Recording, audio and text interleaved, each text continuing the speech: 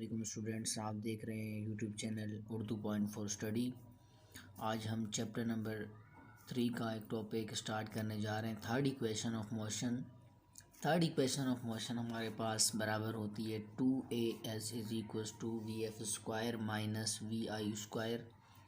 आज हम इसको डिराइव करेंगे इस लेक्चर के अंदर।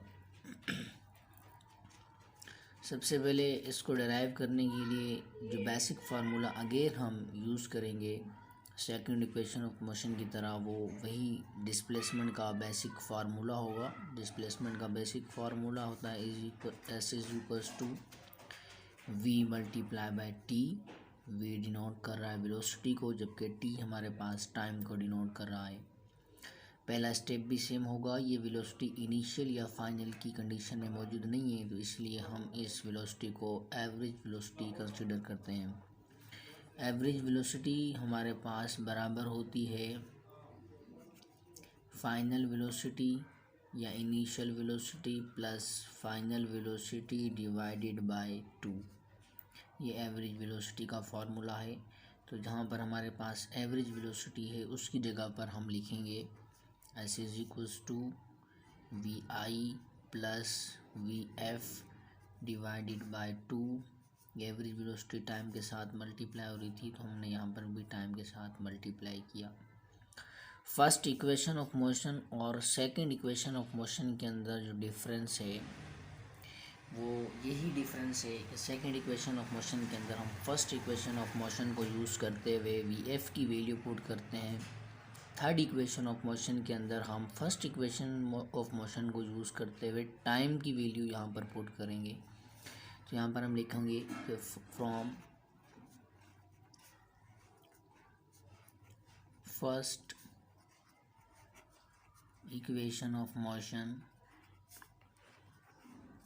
फर्स्ट इक्वेशन ऑफ मोशन से फर्स्ट इक्वेशन ऑफ मोशन हमारे पास बराबर होती है we f is equals to v I plus a T.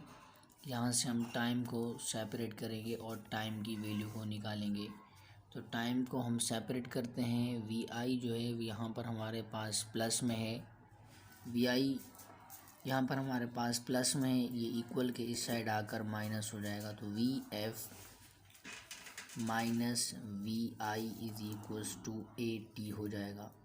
चूँकि हमने टाइम की वैल्यू निकालनी है तो टाइम अभी भी सेपरेट नहीं हुआ है, ए इसके साथ यहाँ पर मल्टीप्लाई हो रहा है, इक्वल के इस साइड आकर ये डिवाइड हो जाएगा। तो टाइम की वैल्यू हमारे पास फर्स्ट इक्वेशन ऑफ मोशन से आ जाएगी T is equals to V F minus we I divided by A. इसी टाइम की वैल्यू को हम इस इक्वेशन के अंदर पुट करेंगे, जैसे कि सेकंड इक्वेशन ऑफ मोशन के अंदर हमने वी एफ की जगह पर पुट किया था। अब हम टाइम की वैल्यू को पुट करेंगे।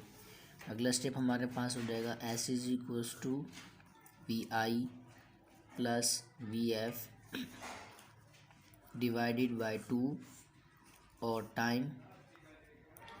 यहाँ पर हम ये वैल्यू लिखेंगे put value of t in equation 1। अगर हम इसे इक्वेशन नंबर 1 का नाम दे दें और ये हमारे पास इक्वेशन नंबर 1 अम्प्लाइज दैट के बाद हम अगले स्टेप में यहाँ वैल्यू पुट करेंगे V I plus V F divided by 2 और टाइम की वैल्यू हमारे पास है V F minus we I divided by A. तो ये टाइम की जगह पर उसकी वैल्यू आ गई v F minus we i upon 2 है। यहाँ पर होगा कुछ यूँ कि जो हमारे पास डिनोमिनेटर में वैल्यूज़ मौजूद हैं वो आपस में मल्टीप्लाई होंगी, नोमिनेटर में आपस में मल्टीप्लाई होंगी। तो यहाँ पर हमने इस स्टेप के अंदर नोमिनेटर को आपस में मल्टीप्लाई किया, डिनोमिनेटर को आपस में मल्टीप्लाई किया है और ये स्टेप हमारे पास आया है। 2a से मल्टीप्लाई होने के बाद 2a और v I plus we f, एक ब्रैकेट हमने एक दोनों ब्रैकेटें एक साथ लिख दी हैं। यहाँ पर अगर हम इस ब्रैकेट के अंदर वी एफ को पहले लिखें, वी आई को बाद में लिखें, कोई फ़र्क नहीं पड़ेगा इक्वेशन के अंदर, चूँकि दोनों के साइन यहाँ प्लस में हैं। तो यहाँ हम वी एफ पहले लिख देते हैं, V F plus V I into V F minus we I और ये होल इक्वेशन डिवाइड हो रही है 2a से, तो हमने यहाँ पर 2a लिख दिया। अगर इन दोनों के दरमियान यानी साइन माइनस का, तो हम यूँ नहीं लिख सकते थे कि v i minus v f, चूँकि एक साइन माइनस का और एक प्लस का है। यहाँ दोनों प्लस के थे, इसीलिए हमने वी आई पहले लिख दिया और वी एफ बाद में। यहाँ पर मैथमेटिक्स का एक फार्मूला अप्लाई होता है। फार्मूला हमारे पास है a plus b into a minus b is equals to a square minus b square. यहाँ पर देखें, अगर हम वी एफ को ए कंसीडर करें और वी आई को बी कंसीडर करें, तो यहाँ दोनों ब्रैकेटों की पहली वाली वैल्यू सेम है, दूसरी वाली वैल्यू भी सेम है, एक साइन प्लस का एक साइन माइनस का, तो ये फार्मूला अप्लाई हो जाएगा। और फार्मूला अप्लाई होने के बाद कंडीशन बन जाएगी हमारे पास, यानी पहली वाली वैल्यू पर स्क्वायर यानी वी एफ पर स्क्वायर आ जाएगा, बीच में साइन माइनस का, और वी आई पर भी क्या आ जाएगा स्क्वायर।